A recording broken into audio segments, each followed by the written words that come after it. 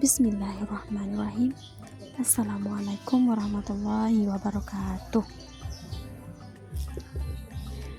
Berbicara tentang kebiasaan baik itu adalah merupakan hal yang umum.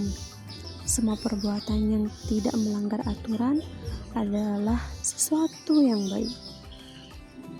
Baiklah, kita langsung saja membahas tentang apa sih kebiasaan baik itu. Lalu apa untungnya kita?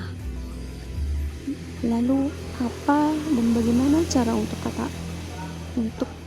tata hati kita agar bisa menata hati untuk merubah kebiasaan buruk ke kebiasaan yang baik, atau membuat atau menuntun diri menuju hidup yang lebih baik. Singkatnya, mari rubah kebiasaan kita agar hidup tidak monoton dan hidup tidak begitu-begitu saja.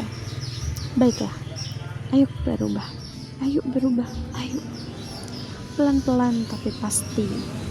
Semoga Allah memudahkan dan meridhai niat kita. Baiklah, pertama, berbicara tentang kebiasaan baik, itu akan sangat membuat hidup kita menjadi lebih terarah. Hidup kita juga lebih mudah dan tentunya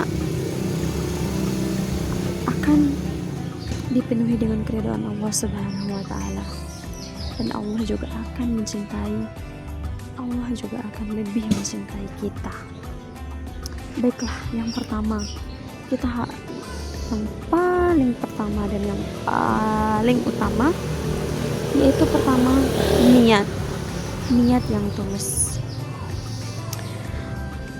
Seperti yang kita ketahui, untuk memulai apapun kita itu harus memulai dengan niat. Dan apapun yang kita lakukan tergantung, dan apa yang kita akan dapat itu tergantung dari niat kita.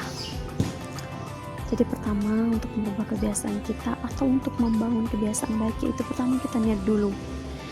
Tanya diri, kita ini mau benar-benar berubah atau tidak. Tanyakan pada diri sendiri dulu. Tanyakan betul-betul. Dan tanyakan ketulusan hati diri kita, baru kita memulainya. Lalu kemudian yang kedua, lakukan sekarang tanpa harus menunda-nunda. Misalkan memulai dengan hal-hal yang kecil. Misalkan nih, kita mau merubah kebiasaan pada pagi hari, kita mulai dengan misalkan kebiasaan buruk kita yaitu bangun subuh kita sholat tapi kita tidur lagi. Kemudian untuk merubahnya, biar kan tidur di waktu subuh itu kata orang bisa saja rezeki kita dipatok ayam katanya. Iya, memang benar. Karena apa? Karena ketika waktu pagi itu kita harus benar-benar menyiapkan diri untuk menjalani hari ke jam-jam berikutnya, atau untuk memulai atau menjalani aktivitas kita beberapa jam ke depan hingga waktu malam. Jadi kalau kita tidur di waktu pagi, ya tidak ada semangat buat memulai hari yang lebih baik, begitu. Kemudian ketiga, nikmati proses. Naik turun itu biasa, kita awalnya kita semangat untuk berubah, tapi kemudian kita di tengahnya kita merasa lelah, merasa bosan. Namun itulah ujian mau berubah ini dan itu, dan itulah prosesnya. Kita boleh istirahat ketika kita merasa bersalah, kita boleh istirahat sebentar, kemudian lanjutkan. Jangan kita istirahat lalu berhenti di situ tanpa melanjutkan lagi. Nah, inilah yang benar-benar harus kita merubahnya. Jadi ayo kita berubah, mulai dengan hal-hal kecil.